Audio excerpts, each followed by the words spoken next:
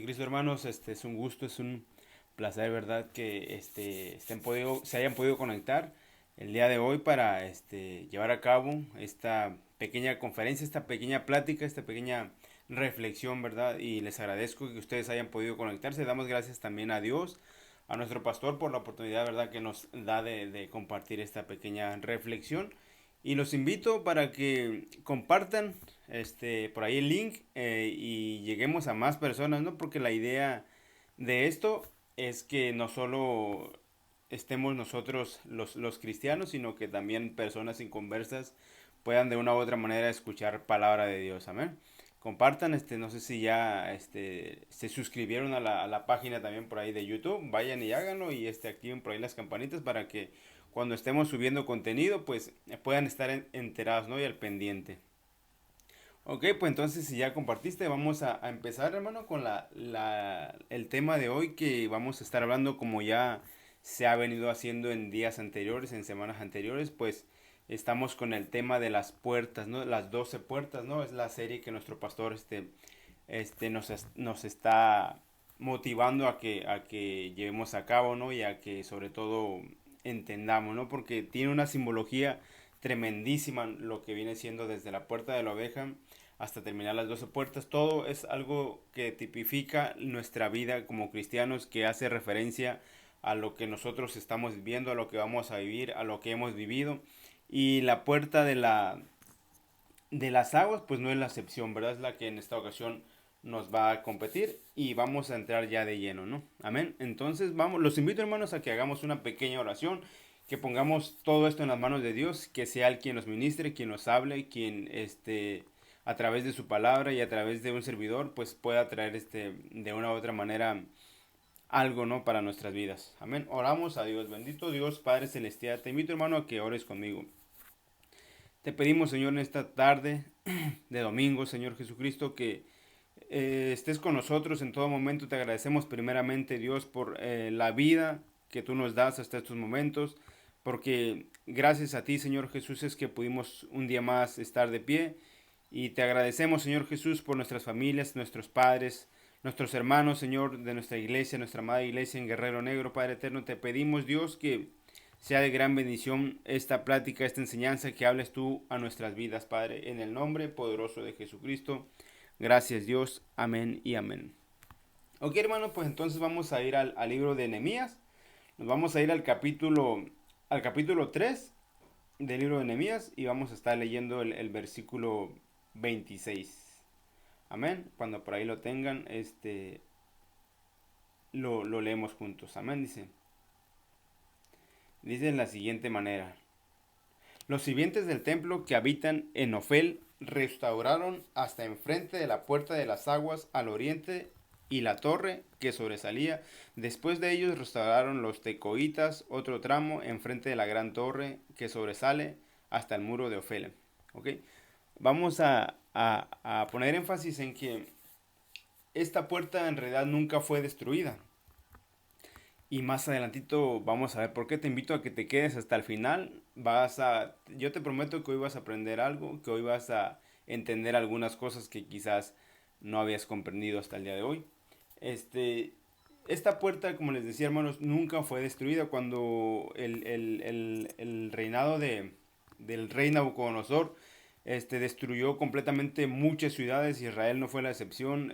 Ellos derribaron los muros, quemaron las viviendas, todas las aldeas las destruyeron, las puertas fueron quemadas, destruidas completamente. Pero por algo, por la providencia divina, esta puerta realmente no fue destruida, no fue quemada. Esta puerta permaneció siempre intacta, a diferencia de las otras puertas que nuestros hermanos ya han compartido. Si se dan cuenta, la cita nunca dice que ellos restauraron la puerta de las aguas. La cita dice que los sirvientes del templo que habitaban en Ofel restauraron hasta enfrente de la puerta de las aguas. O sea, ellos restauraron hasta llegar a la puerta, pero la puerta nunca fue restaurada por la cuestión de que nunca fue derribada. Eso es de suma importancia, hermanos. Si nosotros nada más leemos ese pasaje, pues pensaríamos que pues ellos también este, nuevamente restauraron la puerta, pero ellos nunca restauraron nada porque no fue destruido. Y nos podemos preguntar por qué no fue destruida esa puerta, la puerta de las aguas. A través de la historia bíblica, nos damos cuenta de que las aguas han sido de suma importancia para hacer comparaciones espirituales, físicas y espirituales, ¿no? Simbólicas. Vemos desde el libro de Génesis en los primeros dos versículos cómo Dios hace la separación, ¿no? De la tierra y las aguas, ¿no? Hace una separación. Por ahí lo podemos tipificar cómo Dios separa de una u otra manera la luz también de las tinieblas, del pecado con la santidad. O sea, y nos vamos más adelante, nos encontramos con el diluvio. Dios a través del agua nuevamente hace una purificación en toda la tierra. Seguimos leyendo la Biblia y encontramos nuevamente que el pueblo de Israel tiene que atravesar por el Mar Rojo para llegar a la tierra prometida. O sea, siempre el agua, como les comento, es algo que está como que de la mano con la palabra de Dios, ¿no? Por ahí hay una historia acerca de Abraham, el patriarca. Todos lo conocemos como el hebreo, ¿no? Él fue a quien en la Biblia se le llama primeramente Abraham el hebreo, no había otro hebreo antes de Abraham. Y esto es porque Abraham vivía en la tierra de los caldeos. Y para atravesar a la tierra que Dios le prometió, pues tuvo que atravesar por un río, precisamente por el río Éufrates. Y es por eso que se le llamó el hebreo, porque hebreo significa el cruzado o el que ha cruzado. Entonces él tuvo que cruzar un río para poder lograr lo que Dios le estaba prometiendo, ¿no? Entonces, de una u otra manera hubo ese cruce también a través de las aguas, ¿no? Para que él pueda ser nueva persona. Entonces nos estamos dando cuenta que el cruce a través del agua, o el agua más bien, es lo que representa una purificación espiritual, ¿no? Y es por esa razón, hermanos, que la puerta no fue restaurada, porque no fue derribada, perdón, porque la puerta siempre ha sido la palabra de Dios. Recordemos que la palabra de Dios es quien transforma las vidas. La palabra de Dios es quien purifica nuestros corazones. Dice la palabra que la fe viene por el oír. Y el oír, palabra de Dios, dice, ¿no? ¿Ok? Y el oír por la palabra de Dios, dice, ¿no? Entonces, cuando nosotros, no es casualidad que cuando nosotros estamos escuchando alguna prédica, alguna alabanza, algún mensaje, en nuestro interior se empiece a constreñir y empecemos quizás a llorar, o quizás empiece en nuestro interior a ser removidas cosas y la misma palabra nos empieza a confrontar con quizás nuestra falta de comunión con Dios, quizás con nuestro pecado, quizás con algo que estemos fallando, porque no es simplemente algún hermano que esté predicando o el cantante que está ministrando canta muy bonito o esto o lo otro, es que la palabra de Dios es quien está cortando en nuestro ser, quien está penetrando, dice la palabra de Dios, que la palabra es la que penetra, dice, hasta partir el alma, los tuétanos y discierne los pensamientos, dice, y las intenciones del corazón. Entonces, cuando nosotros, voy a poner este ejemplo que a mí me encanta, cuando nosotros estamos limpiando, por así decir, no sé, alguna pared, alguna ventana, podemos hacerlo con alguna escoba, con alguna trapito, algunas, no sé, brocha, yo qué sé, quitar la tierra. Pero hay lugares a los que no vamos a llegar ni con un trapito, ni con una escoba, ni con una brocha, ni con un soplete, lo que sea.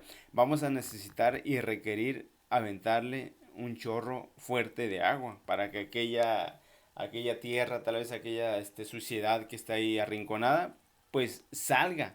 ¿Por qué? Porque el agua es lo único que puede hacer esa limpieza tan profunda y nos hemos dado cuenta en nuestra vida física. De esa manera, la palabra de Dios es la única. Nosotros podemos, no sé, estudiar algunos tantos libros, podemos escuchar algunos predicadores, algunos cantos, pero si la palabra fresca, la unción fresca de la palabra de Dios no llega a nuestras vidas, pues difícilmente, se los digo hermanos, va a haber una verdadera transformación, porque nunca va a salir aquella suciedad que hay en nuestro corazón. El corazón del ser humano por naturaleza es malo. Es mentira que allá afuera hay personas buenas. Quizás hay personas que son en su apariencia buenas, pero realmente el corazón, dice la palabra, que el corazón del hombre desde la juventud pues es malo, ¿no? Siempre está constantemente pensando o meditando cosas para su propio beneficio, para el beneficio de su economía, de su materialismo, y siempre el ser humano está en su corazón meditando cosas perversas, dice la palabra de Dios, ¿no? Entonces, mientras, incluso ya cuando llegamos, ¿no? Al camino del Señor, mientras no haya una confrontación de la palabra en nuestras vidas, no va a haber un genuino arrepentimiento. Y es por eso que muchos cristianos, pues al paso del tiempo, pues abandonan la senda y ya no se vuelve a saber más nada de ellos, ¿no? Porque nunca hubo esa penetración de agua en sus vidas, en sus corazones, y quedó cierta suciedad, ¿no? En ellos, que fue creciendo y al final pues se descarría, ¿no? Y eso es triste, ¿no? Por eso siempre nosotros necesitamos como creyentes tener un espacio para esa agua. Recuerden, recuerden lo que el Señor le dijo a aquella mujer samaritana. El que beba, dice, de esta agua, refiriéndose al pozo, ¿no? Va a volver a tener sed, una y otra vez. Pero el que beba, dice, del agua que yo le voy a dar, no tendrá sed jamás, dice, sino que dentro de su interior nacerá un río, una fuente de agua viva, dice la palabra de Dios, ¿no? Entonces es importante que nuestra vida, hermanos, esté siempre, siempre como aquella puerta que nunca fue derribada, que nuestra vida esté siempre presente la palabra de Dios. Y no, esto no significa que simplemente conozcamos la Biblia al derecho y al revés, porque lo podemos hacer como lo hacemos con cualquier libro, con cualquier no sé, texto que nos haya gustado, lo meditamos y lo aprendemos y lo sabemos, pero eso no es suficiente, hermanos. Lo que es suficiente es que cuando nosotros estamos a punto de quizás claudicar, quizás renunciar a nuestra fe, siempre el agua esté brotando. ¿Para qué? Para que esté redarguyéndonos, ¿no? Que nuestra conciencia siempre esté pendiente de lo que estamos a punto o de lo que vamos a hacer. Y eso se logra teniendo un tiempo de intimidad con Dios, un tiempo de meditación en la palabra, ¿ok? Y con meditación, como ya les decía, no nada más sentarse y leer la palabra y decir, ah, mira, esta palabra le queda, es para fulano hermano, o esta palabra es para fulanito, o esta palabra es para este o para el otro. No, siempre la palabra nos está hablando a nosotros, a nuestra vida. La palabra es para mí en lo personal. Yo no puedo decir esta palabra es para aquel. Dice la palabra que primero nosotros tenemos que poner atención en lo que hay en nuestros ojos. Que quitemos siempre la suciedad que hay en nuestros ojos para que podamos nosotros ayudar a quienes tienen también ciertas dificultades, ¿no? Y para eso es que el agua tiene que entrar primero a nuestras vidas. Y el agua entonces, una vez entrando el agua a nuestras vidas y estando fluyendo, ese río va a estar caminando, porque muchas veces nos quedamos con el agua estancada en nuestras vidas. Nosotros sabemos, entendemos, comprendemos esto, lo otro, pero el agua está ahí, toda el agua está ahí y al final incluso hasta nos puede hacer daño. No sé si me explico, no quisiera enredar, ¿no? A nadie. Hasta nos puede hacer daño porque un agua, ustedes saben que un agua estancada pues huele mal. Un agua estancada pues ah, se pone con mal color y se crían incluso hasta gusanos o cosas, no sé, está mal un agua estancada, ¿no? Entonces ahí entra la otra parte, ¿no? Que la palabra de Dios tiene que entrar y fluir. ¿Qué quiere decir esto? Que lo que nosotros ya sabemos de la palabra necesitamos compartirlo para que no quede ese estancamiento en nuestros corazones y en nuestros pensamientos. Entonces yo no sé si nosotros como cristianos estamos bien conscientes de la importancia de la palabra de Dios en nuestras vidas.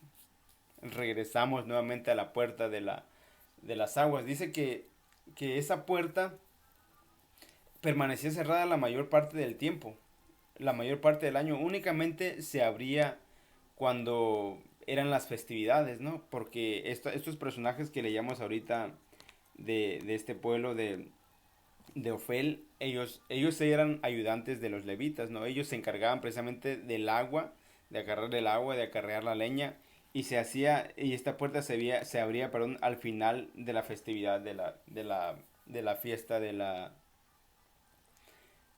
los tabernáculos.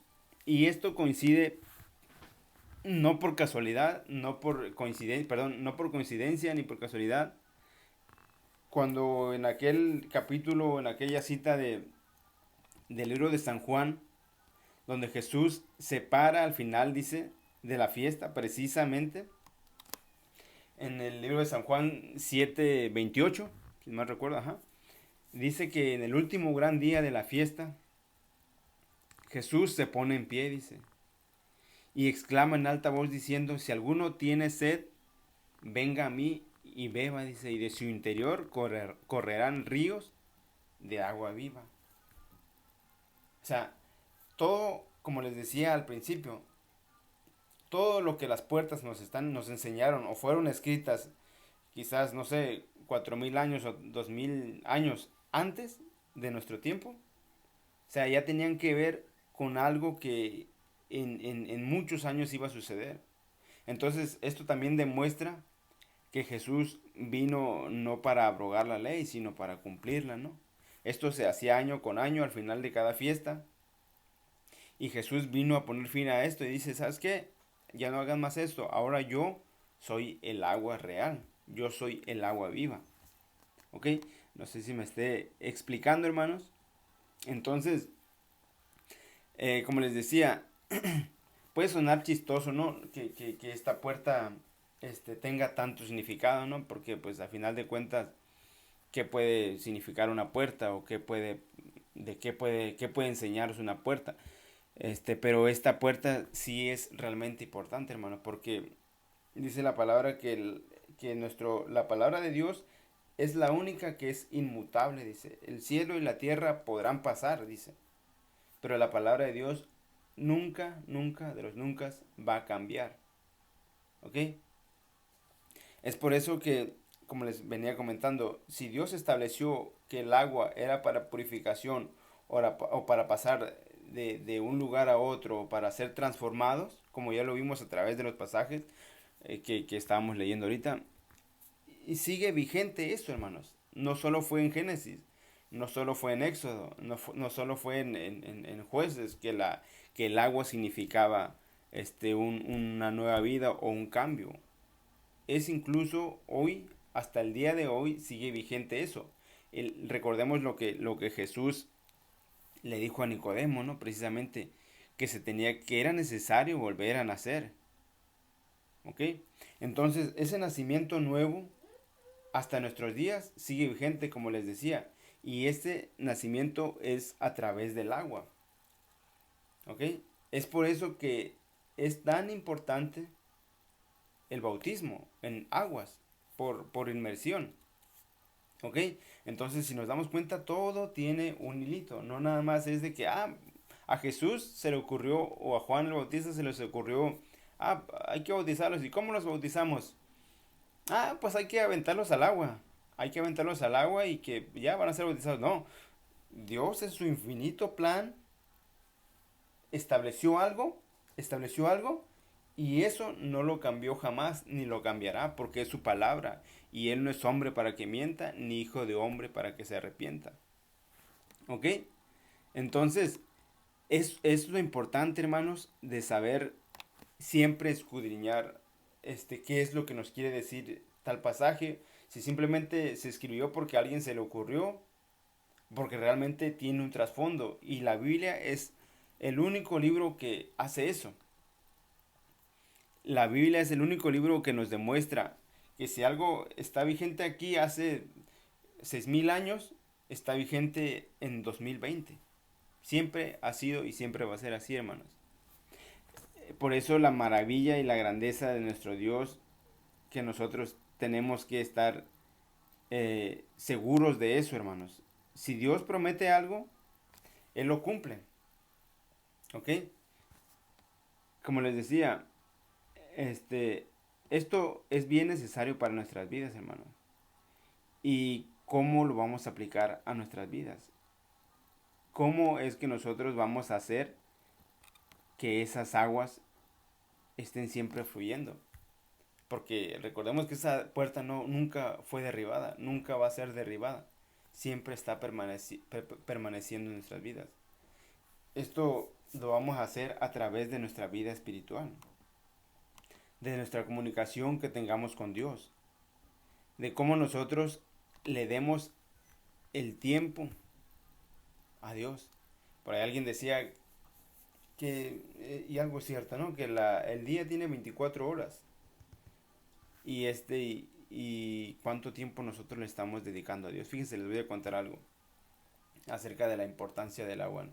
Ahora que estoy trabajando, pues, básicamente, pues en el sol y todo el día, ¿no? Pues echándole muchas ganas. A estar tomando agua, mucha agua. Pero en ocasiones digo, bueno, pues se me antoja ahora un juguito. Me tomo un jugo. No, pues sabes qué, no se me quitó la sed. Me tomo una Coca-Cola bien fría, ¿no? Y no, pues no se me quitó la sed. Se me quita y me refresca un ratito, pero no, la sed continúa. Y sabes qué, pues me voy a tomar un té o esto, lo otro, algo frío. Y no es hasta que yo tomo un vaso de agua fría, hermanos, que se me quita la sed. Y yo creo que es con todos. ¿Por qué? Porque el agua es lo único que puede saciar nuestra sed.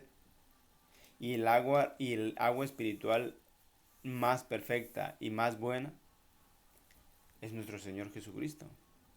¿Ok?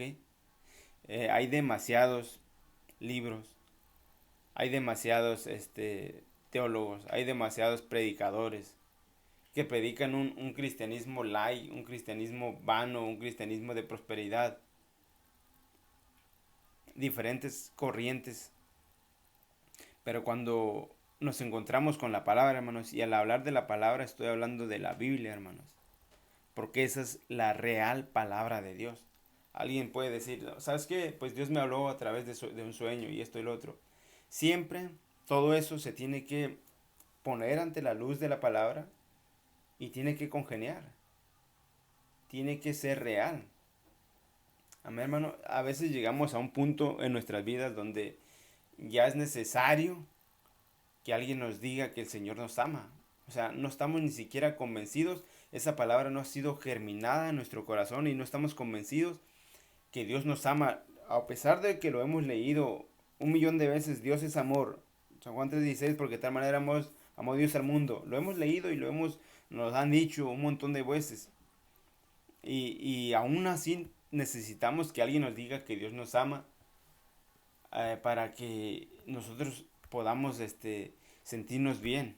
Eso es porque no ha hecho efectividad la palabra de Dios en nuestras vidas, que hay la necesidad de que una tercera persona nos diga que Dios nos ama, es porque realmente nuestra vida espiritual no está muy, muy bien, hermanos.